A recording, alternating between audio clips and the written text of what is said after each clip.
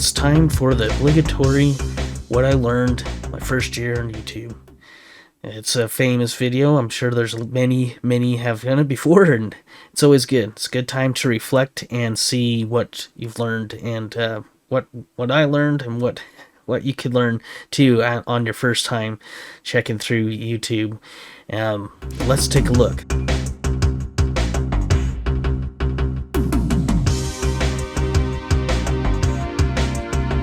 The first thing they're trying to get on YouTube is 1,000 subs and 4,000 hours. And the reason for this first goal is because that's the state you need to be at in order to start to monetize, at least get into the partner program and start to get a little bit of funds to help make this a little bit more sustainable. And so that's kind of the first thing. But let's, looking at the numbers. So I've pulled some of these numbers just from various sources. But one thing we know is there's about 120 million, 25 million channels. So there's quite a few channels out there. A lot of those channels, you'll never see. But they float all over the world and all over everywhere. But out of those channels, there's only 3 million at the 1,000+ level and in their partnership program. This number came straight from YouTube themselves, so this is probably pretty reliable. And that's the number that shows the people getting to a state where they can get something or make something out of the YouTube, because everybody's on there, they're trying to at least get to that state. Hopefully a little bit more. But out of that 3%, maybe about 10% of those get to about 10,000K, and about 10% of those group get 100,000K. So it gets smaller and smaller as it goes along. So reality is there's, while there's still a lot of channels in these states, there's also many more in the smaller states. So there's many more in that state. But there's also some other challenges. What I've seen, lately, there's a lot more generated content going on. There's a lot more copycat channels, and there's just the whole range of productions now on YouTube compared to was maybe 20 years ago when there was less. There was just less competition in in different areas.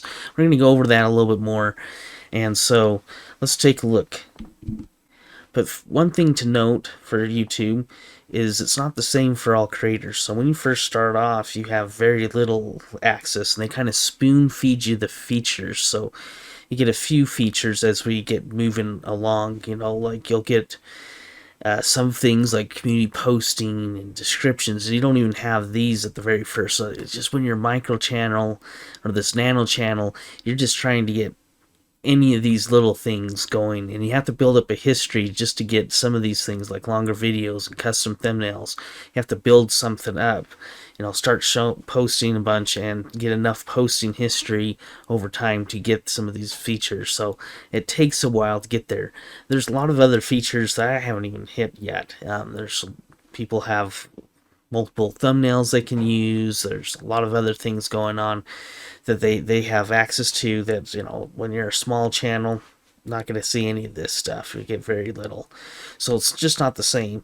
So when you see the big people having doing a lot of things, it's not the same for the small group.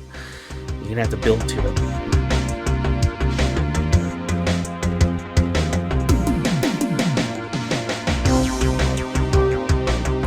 Let's look at the audiences. So what I've looked at a lot of channels, and this especially since I've gotten on baking content myself. I've started seeing there's a lot of different audience things out there. I looked at a lot of channels, and what I would say is there's the core audience, and the core audience being people that are going to regularly watch the material. They're subscribed, they watch the material, they watch it, a lot of anything that creator puts out.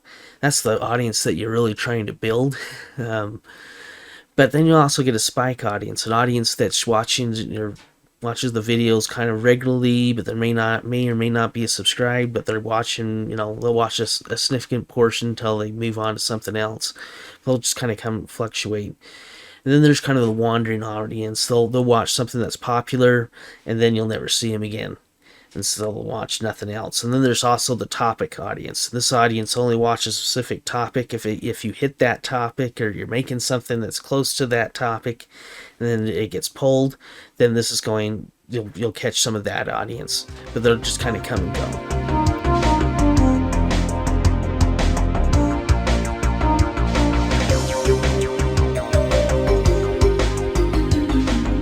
But let's look at some of the range of productions. This is kind of interesting, at least for me. I've seen all the different ranges, because there's a lot of ranges that the majority of people never see, because it never shows up in their feeds. They're just not gonna, you're just not gonna pull these unless you really do some digging.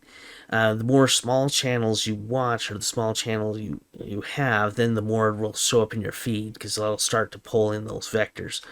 But let's look at those ranges. Let's look at level 1 here. Level 1, this is oftentimes no editing, bad light, bad sound, no scripts, it's random. Here's an example. No offense to this guy, but then putting stuff out there. Every time you put something out public, good for you. Good, I give a thumbs up on that. It's good that you're putting it out there and giving it a go. However, at the level 1, rarely anybody's going to see this. You can see there's very few views on I'm just picking a random sampling, but you could grind at this forever and never kind of make it anywhere. And that's fine, I guess, if that's what you want to do, but it's going to be difficult. So you do see these. You can see some of these. Now, I do know you can see in one of my videos, I talk about how the no views can happen, or little views happen. Some of the views can get taken away from you from over time. So it could be worse. Level 2. Oftentimes you'll see kids maybe doing some auto edits. They'll put out a game or something and auto edit here. There's also just people doing random content with very weird audience. Maybe their friends or somebody they know is watching it, but regular people randomly, not so much. That's level 2. Level 3, you're going to see semi-skilled editing. You'll see some use of scripts. It'll be a bit unpolished. This channel right here, this is one if you're watching this is an example of that channel. Do some scripting, and definitely a little bit unpolished. But you'll find some of these channels. They're typically just an individual, probably doing it just on the side. They're getting started, trying to make it work.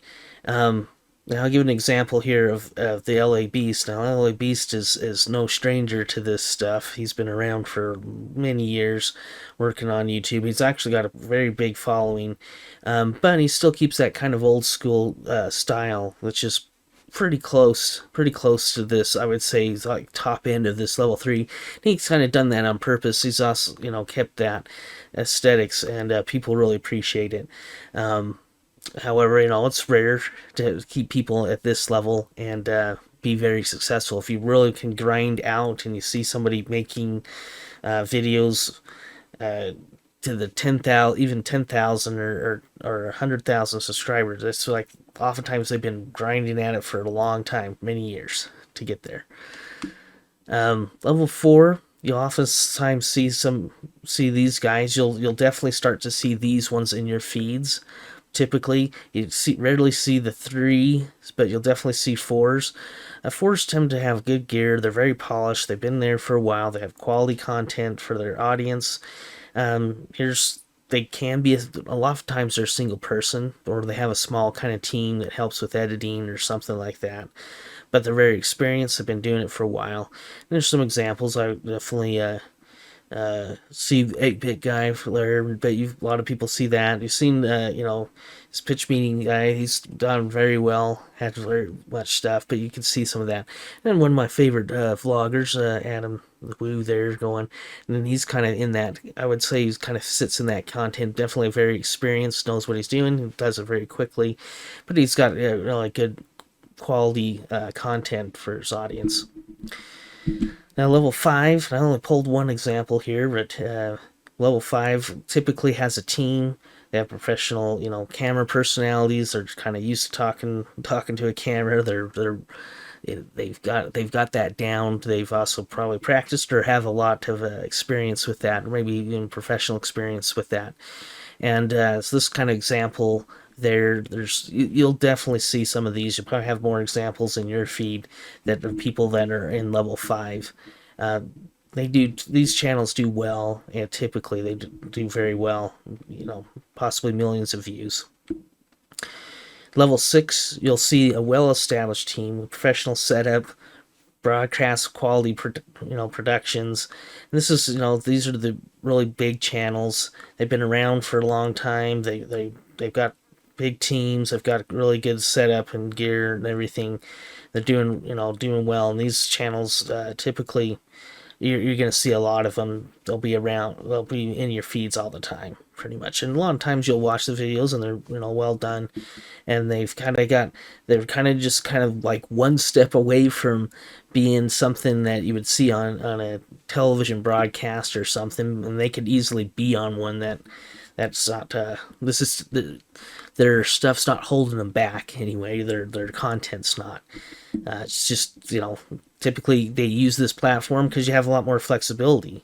They can reach an audience that they couldn't do there, or they have less restrictions too. They can kind of do what you want on this platform, which is great. And then we have level 7 here. Level 7 now is all the broadcast, big production. These have big budgets, and this is all the news channels they put into YouTube the last several years. They put all these in. They put in stuff. You'll have put in stuff with the History channels and Discovery channels and stuff like that. So these are big budget productions, typically, and so they've kind of taken over in a sense, taken over YouTube. There's just a ton of these now, and it makes sense. In some ways it's good for the audience because you get access to things that typically you need cable for or something, but it's good for them as well because they can use it for advertising. They can break their 20-minute episode into a few second clips, like in the cases you're kind of seeing there, and pick up quite a few views per clip. So they can really milk that content and get something out of it. And that's kind of interesting that they've kind of taken over so much there. It's definitely made the platform probably a lot bigger, though, in a sense. This isn't necessarily bad for us down in the bottom end, because sometimes our productions, so the productions of small creators, will get kind of shown alongside the big productions, big budget stuff, and people watch kind of a mix of things. And so in some ways it can be good. In some ways it can lift if you have a relevant topic that's kind of relevant to something that they're talking about too, from a different angle. That could be a way to kind of ride that their coattails or something, in a sense. Then we got the level 8. So these are the top tier creators on that platform.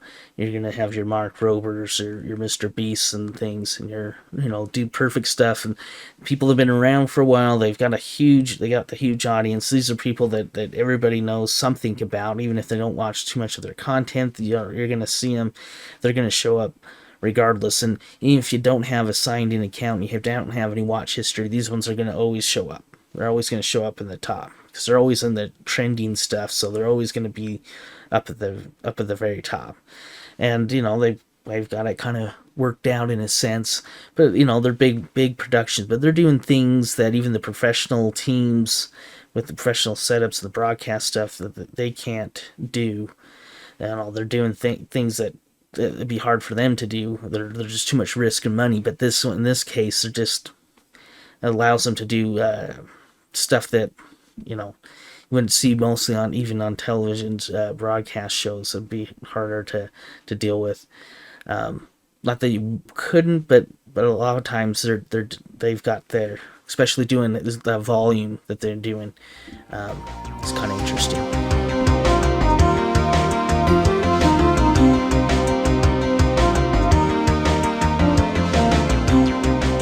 You still really only have the two types of creators. You're going to have the full-time people, or at least the people that want it to be a full-time job, and they're trying to make that sustainable, and that's a big challenge, especially I think in this point in YouTube to start to get to that point. It's definitely possible, but it's a bigger challenge, and you have to have a slightly different mindset in what you're doing and how you're going about it to do that full time. And oftentimes it requires getting into the sponsorships and doing Patreons and everything else to try to sustain, because the ads, just the ad revenue from YouTube won't be sufficient.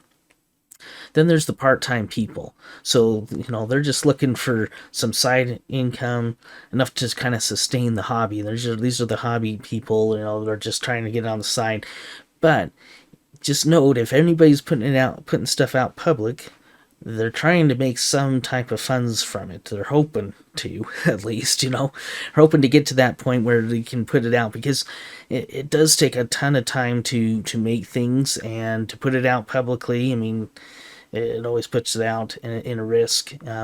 People don't always like what you do, or how you use yourself, or how your content, and that can be a hard negative cycle. And so building to that point where you can be sustainable and you have an audience that likes your stuff, that's great. And I think that's where everybody's trying to do. If you see anything public, that's what their aim is. Even if they're just like, well, I'm in it for just likes and subscribes, well, they're still trying to make some money there. They're just, what they mean by saying that is oftentimes well, I'm not going to do sponsorships or Patreon and things. I'm just trying to do the other stuff, so it's going to be a little less. But there's nothing wrong with that, and so I think there's nothing wrong with giving this out either. But it is definitely a grind either case. There's two, and definitely in the full time, there's definitely going to be a range from business stuff to just use it as advertising, in a sense. So there's a lot of different ranges there.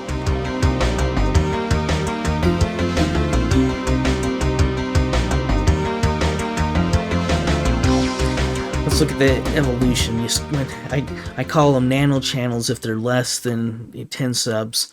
So you're just getting started, you're experimenting, you're just trying to get anything out there, just seeing how it is. And then there's micro channels, you got less than 100 subs. You're still trying to build some type of audience there. You'll get some people, you made a few videos that people liked enough to give it a chance. Then there's the small channels, kind of between that 100 and 1,000, that are kind of floating in there. And you can be in that state for a very long time, years, or you can be in it for a little bit of time and break out. It just kind of depends on if they're hit a video that somebody, there's a group that really likes it or something and willing to give that a chance. But as it kind of grows beyond that, you start to get in the 10,000 range.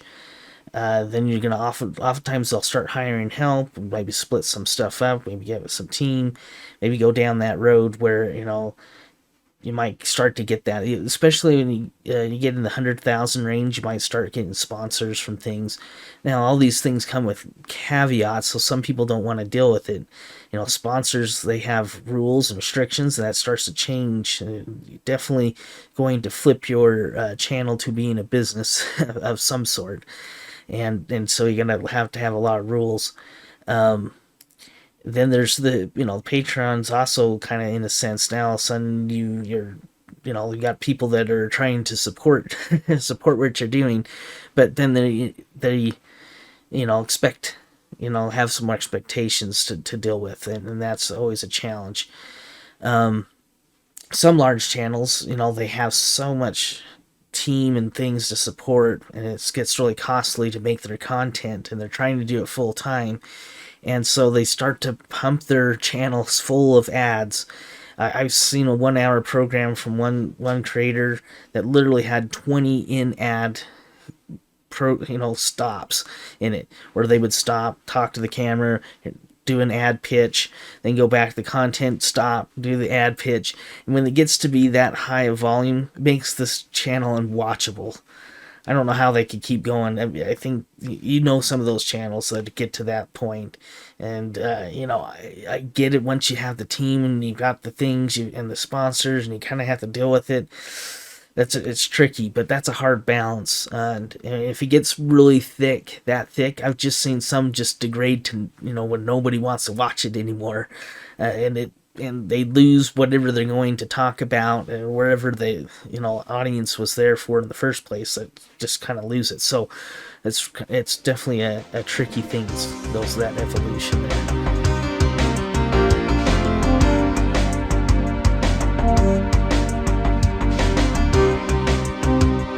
Now let's look at some of the channels that I did.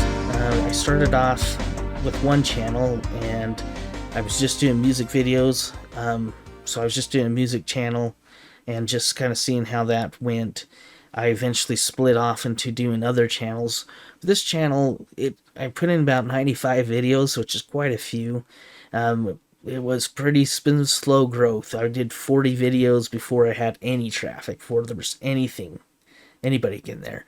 Now, music's tough because people only listen to music that they know typically, or if it hits a specific topic, a type, they may listen to it. But if you're just putting out something random or something that's tricky. Even if it's really good, it's tricky. I've seen you kind of have to go about it differently if you want to grow a music channel and you have your own music or something. I'm not really making stuff that I'm making the music on. I'm making just the videos typically, and it's mainly I'm trying. One of my main goals is just having music so I can listen to when I'm doing my full-time job. So I need it to be public in that sense. So in order to work on the devices I care about. So it's good for that way. And it was also good, it's just good practice, kind of a creative endeavor to kind of think about different ways of how I would represent that music in a video with what I have, so I can kind of give that a shot. I think I've gotten to a point where I've got about 6 to 10 core audience, so I've got a few people that will watch this stuff on a regular basis. So start to kind of build it. It's not huge, but it's kind of growing in that sense. It's going to be a slow grind. The productions on them, some of them are low, which are great. They're makes when the video's about 4 to 8 hours or so. Usually I have pretty good interest in it, and I can get it done, and it's that's easy range for me to complete things. When it gets into being the moderate stuff, that's a lot more difficult. So when something takes in 20 hours or something to create, those would start to feel, I can start feeling the pain. Let's just say, trying to complete those.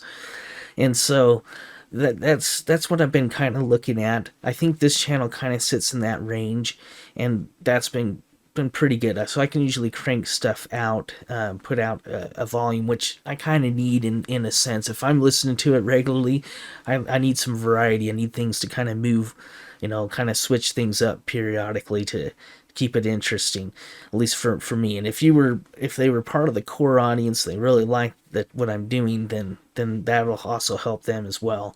For everybody else, it's just kind of spikes in and out. So with this channel get to those magic numbers, 1,000, 4,000 hours, it's going to take a while. I mean, maybe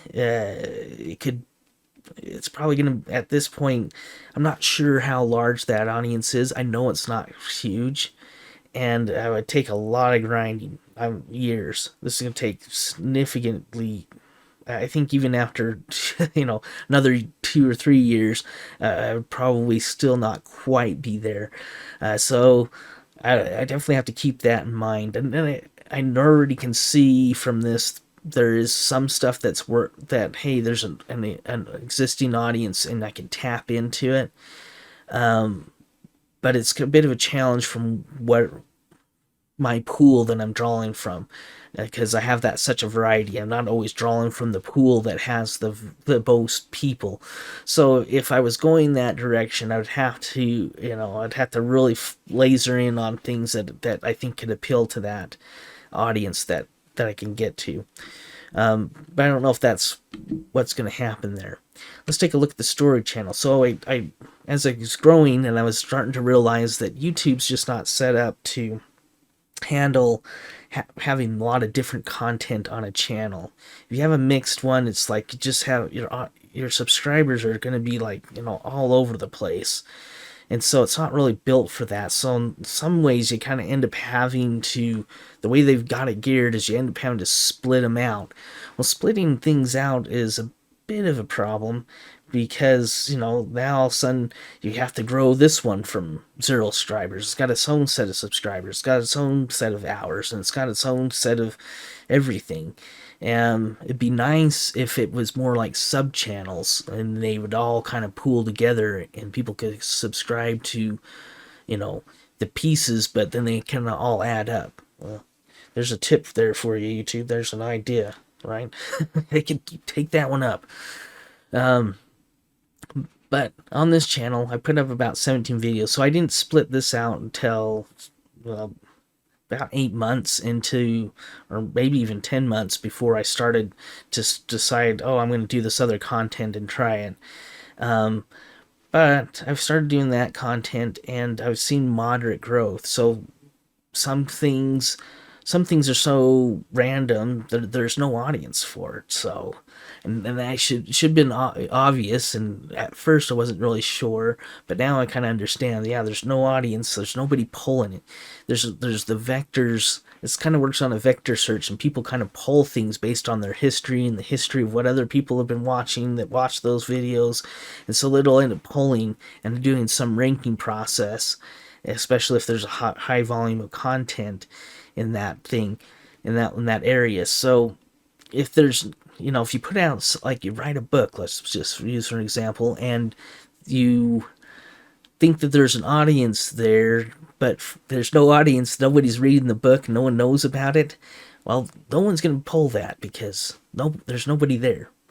But that's something to keep in mind. However, the big thing on this channel is, it's been slow to try to get a core audience, but the productions are typically quite high. They're 20-40 hours plus type deal, so they're hard videos to make, in a sense. They're very time consuming, and they can, again, because it's a mix. I've been doing a mix of things. They can be very hit and miss. Like sometimes they'll work, and sometimes there's a surprise. But a lot of times it's like, no. There's an element though that I can see that, hey, if I leaned into that one area, I could probably catch something, and maybe it has a chance to kind of grow and actually be something, something you can at least get some sustainability from, because unfortunately it just, it either sucks up a ton of your time to put out content. You definitely have to put out effort to, put in some risk to put yourself out there anyway. And then there's also just the equipment expenses and costs and just the software. I know for me, at least the software itself is an expense. So, you at least want to have that going. So hopefully you can translate it. But this channel, the story channel, has potential. Has probably the most potential out of everything I've done. But it's also pretty high effort on making the content, which it's fine in some ways and are difficult in others. So we'll see how it goes. And the last thing that I have is this channel. This channel here, ranks very low. I've had a real struggle trying to get it up and running, just to even get it to the point to make it eligible for some of those features was very challenging. It took a few months, just nothing really was picking up. And definitely some of the videos, lost views and things. So, it's always kind of strange. But anyway, it's very low growth. It's ranked very low, but I'm trying a random set of productions. That's why I start doing stuff like this, in the sense that, hey, I'm just checking it out, seeing how it is. I want to see mainly how much effort it is. Do I like making that content? Is it, is is there an audience for it? Because to a certain degree, the audience in YouTube kind of fluctuates, and so you don't really know for sure. You can start to kind of go, hey, there's something here, but sometimes when you're just putting out stuff at random, you're not sure. You're not sure what you get. Now, granted, it's hard to grow a channel like that, but it's good to just see. For me, it's a good place. I don't mind that it's kind of slow, because then it gives me a chance to kind of experiment, try new things, see if I can like it, see if I can do anything with it, and how well it goes. But like I said, I mean, the productions are, there's some low ones that are easy to do, and then there's stuff that's more modern, and then there's stuff like this that's been a little bit more of a struggle. So, but it's worth a shot, and so that's something that was out there.